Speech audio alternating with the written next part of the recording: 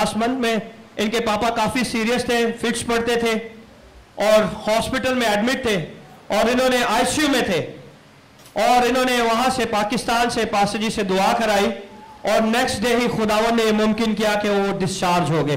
Hallelujah!